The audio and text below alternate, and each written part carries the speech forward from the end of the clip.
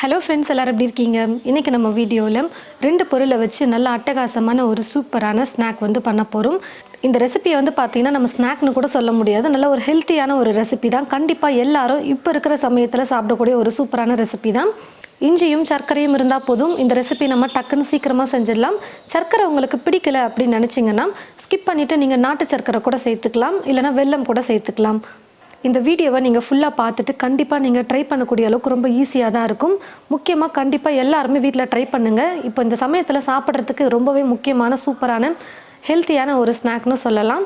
வாங்க இந்த ரெசிபி எப்படி செய்கிறதுன்னு பார்க்கலாம். இஞ்சி மரப்பா செய்யறதுக்கு பார்த்தீங்கன்னா இஞ்சி ரொம்ப எலசாக இருக்கிற மாதிரி நம்ம வாங்கிக்கணும். எந்த அளவுக்கு நல்லா எலசாக வாங்குறோமோ அந்த அளவுக்கு நல்லா இருக்கும் இஞ்சி மரப்பா சாப்பிட்றதுக்கு. நான் இப்போ இஞ்சி நல்லா எலசாக வாங்கிட்டு நல்லா தண்ணியில் அலசிட்டு மேலே இருக்கிற தோலை சீவிட்டு இந்த மாதிரி சின்ன சின்னதாக கட் பண்ணி வச்சுருக்கேன்.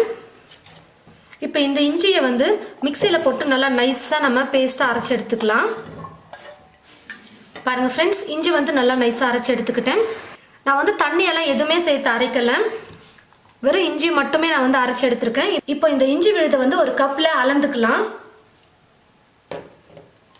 நம்ம கப்பில் மெஷர் பண்ணி எடுத்துக்கிட்டோம்னா சர்க்கரை எடுக்கிறதுக்கு கரெக்டாக இருக்கும்.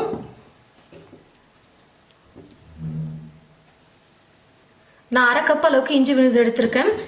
ஸ்டவ்வை பற்ற வச்சுக்கிட்டு ஸ்டவ் மேலே ஒரு கடாய் வச்சுருக்கேன். நல்லா அடிப்பிடிக்காத மாதிரி நல்ல கனமான ஒரு பாத்திரம் வச்சுக்கோங்க. நான் இப்போ கடாய் தான் வச்சுருக்கேன்.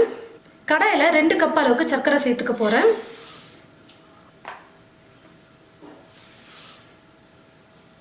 இதே கப்பில் 3/4 கப் அளவுக்கு தண்ணி சேர்த்துக்கிறேன்.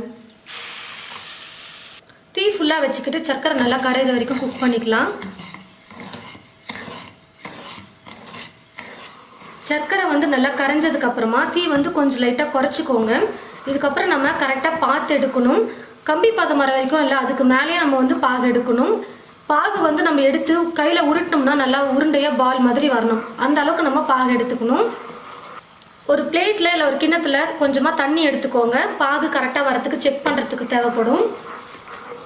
இந்த மாதிரி பாகு எடுத்து கொஞ்சம் தண்ணியில் விட்டோம்னா நல்லா உருட்டி எடுக்கிற அளவுக்கு பால் மாதிரி ஒரு ஷேப் வரணும்.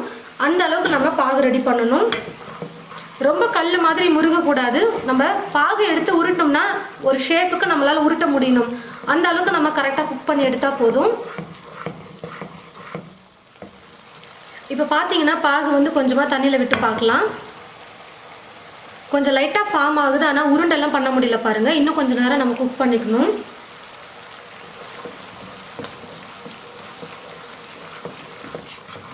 இப்போ பாருங்கள் ஃப்ரெண்ட்ஸ், பாகு கரெக்டாக உருட்டுற அளவுக்கு வந்துருச்சு நமக்கு.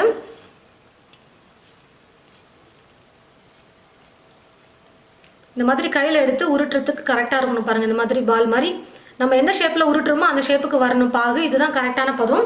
இப்போ ஸ்டவ்வை லோ ஃப்ளேமில் வச்சுக்கோங்க. லோ ஃப்ளேமில் வச்சுக்கிட்டு பேஸ்ட் பண்ணி வச்சுருக்கிற இஞ்சியை சேர்த்துக்கலாம்.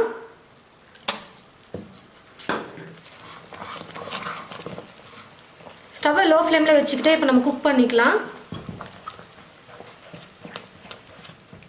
இஞ்சியை சேர்த்து நல்லா கலந்து கொடுத்தாச்சு. இஞ்சி சேர்த்ததுக்கு அப்புறமா பார்த்தீங்கன்னா நம்ம தண்ணியில் சேர்த்து எடுக்கும் பொழுது அதே மாதிரி உருண்டையாக நமக்கு ஃபார்ம் ஆகணும். இப்போ பாருங்கள், ஆகவே இல்லை. தண்ணியில் போட்டதுமே கரைஞ்சிருச்சு. இப்போது கொஞ்சம் நேரத்துக்கு நம்ம குக் பண்ணிக்கலாம்.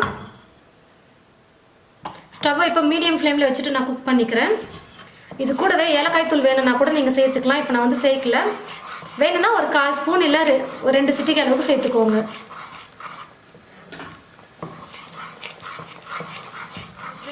ஒரு ட்ரே அப்படின்னா ஒரு பிளேட் எடுத்துக்கிட்டு அதில் நெய் நல்லா அப்ளை பண்ணி வச்சுக்கோங்க.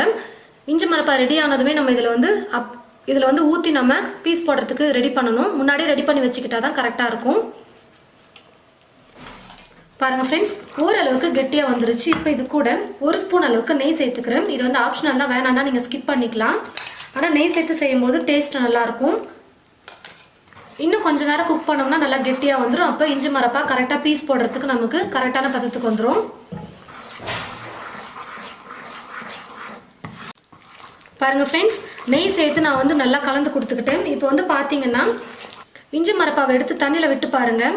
நம்மளால் கரெக்டாக உருட்ட முடியணும். நல்லா கெட்டியாக உருட்டுற அளவுக்கு நமக்கு இஞ்சி மரப்பா வந்துச்சுன்னா பீஸ் போடுறதுக்கு கரெக்டாக இருக்கும். பாருங்கள், இந்த மாதிரி நல்லா ரவுண்டாக உருட்டுற அளவுக்கு நமக்கு பாகு ரெடியாகி வரணும்.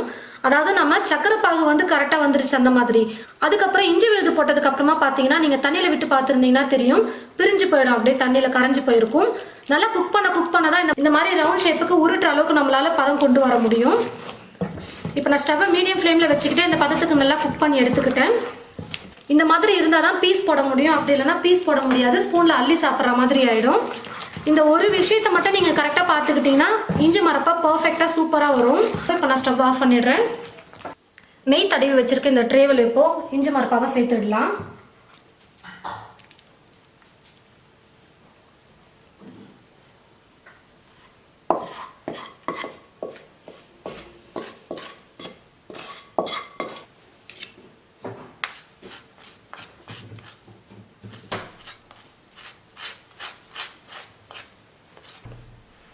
நல்லா ட்ரேயில் வந்து நல்லா ஃபுல்லாக இந்த மாதிரி கரண்டி வச்சு ஸ்ப்ரெட் பண்ணி விட்டுக்கோங்க.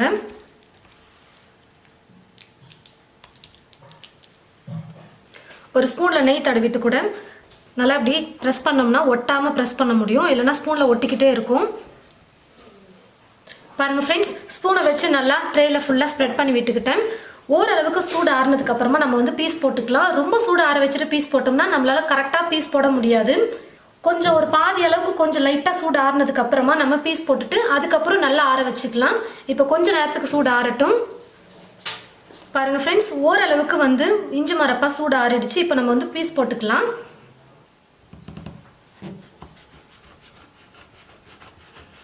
கத்தியில் லைட்டாக நெய் தடவிக்கிட்டிங்கன்னா ஒட்டாமல் நல்லா பீஸ் போட முடியும். இப்போவே நம்மளால் கட் பண்ணாதான் கட் பண்ண முடியும், அதுக்கப்புறம் ஃபுல்லாக ஆறிடுச்சுன்னா நம்மளால் கட் பண்ண முடியாது.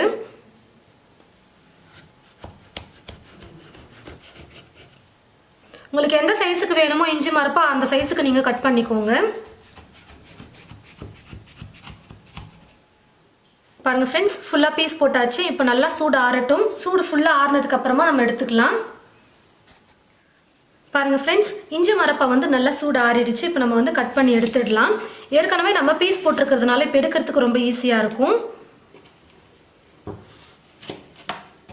சும்மா ஒரு பீஸ் எடுத்துட்டோம்னா அதுக்கப்புறம் ஈஸியாக எடுத்துடலாம் எல்லாமே. பாருங்கள், தனித்தனியாக வந்துருச்சு.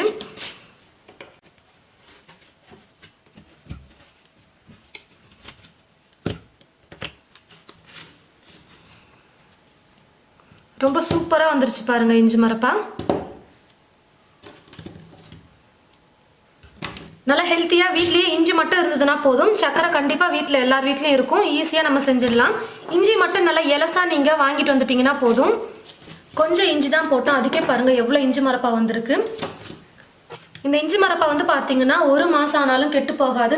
சூடு நல்லா ஆறுனதுக்கப்புறமா சில்லுன்னு ஆனதுக்கப்புறமா நம்ம ஒரு பாக்ஸில் போட்டு ஸ்டோர் பண்ணி வச்சுக்கிட்டோம்னா போதும். சாப்பிட தோணும் போதெல்லாம் நம்ம எடுத்து சாப்பிட்டுக்கலாம். 1 மாதம் ஆனாலும் கெட்டு போகாது, நல்லா ஃப்ரெஷ்ஷாகவே இருக்கும். நம்ம வந்து ரொம்ப அதிகமாக வந்து நம்ம இஞ்சி போட்டு செய்யலை, கொஞ்சம் தான் செஞ்சுருக்கோம். அதனால் ரொம்ப சீக்கிரமாக காலியாகிடும். 1 மாதம் வரைக்கும்லாம் நம்ம ஸ்டோர் பண்ணவே மாட்டோம். உடம்புக்கு வந்து பார்த்தீங்கன்னா ரொம்ப நல்லது இந்த ஸ்நாக் வந்து. அப்பப்போ நீங்கள் வீட்டில் இந்த மாதிரி செஞ்சு கொடுங்க. வீட்டில் குட்டீஸ்லேருந்து பெரியவங்க வரைக்கும் எல்லாருக்குமே இந்த ஸ்நாக் செஞ்சு கொடுத்தீங்கன்னா அவங்க உடம்புக்கு ரொம்பவே நல்லது. நல்லா ஜீரணமாகும், சளியெல்லாம் எதுவும் பிடிக்காது. ஏன்னா நம்ம இஞ்சி போட்டு செஞ்சுருக்கிறதுனால உடம்புக்கு ரொம்ப நல்லது. நீங்களும் உங்களுடைய வீட்டில் இது போல் நல்லா டேஸ்டியாக ஹெல்த்தியாக அப்பப்போ ஒரு ஸ்வீட் இல்லை ஸ்நாக் வந்து செஞ்சு கொடுங்க. இதே அளவுகளை கொண்டு நீங்கள் செஞ்சீங்கன்னா நல்லா டேஸ்டியாக பர்ஃபெக்டாக உங்களுக்கு இஞ்சி மரப்பா ரெடி ஆகிடும். இனி கடையில் போய் வாங்கவே வேணாம், வீட்லேயே நம்ம இஞ்சி மரப்பா ரெடி பண்ணிடலாம். எவ்வளோ சூப்பராக இருக்குது பாருங்கள். கடிச்சு சாப்பிட்றதுக்கு நல்லா டேஸ்டியாக சூப்பராக வந்திருக்கு. சர்க்கரை பாகு மட்டும் நீங்கள் கரெக்டாக பார்த்துக்கிட்டிங்கன்னா போதும். அதுக்கப்புறம் இஞ்சி வந்து எடுக்கிறது ரொம்ப முக்கியம். ரொம்ப எலசாக இருக்கிற இஞ்சியை எடுத்தீங்கன்னா ரொம்ப சூப்பராக இருக்கும். இந்த வீடியோ உங்களுக்கு பிடிச்சிருந்தா மற்றவங்களுக்கும் ஷேர் பண்ணுங்க. இது போல நிறைய ரெசிபிஸ் பார்க்க தமிழ் ஃபுட் மசாலா சேனலை மறக்காம சப்ஸ்கிரைப் பண்ணிக்கோங்க. கூடவே பக்கத்தில் இருக்கிற பெல் ஐக்கானை கிளிக் பண்ண மறந்துடாதீங்க. தேங்க்யூ.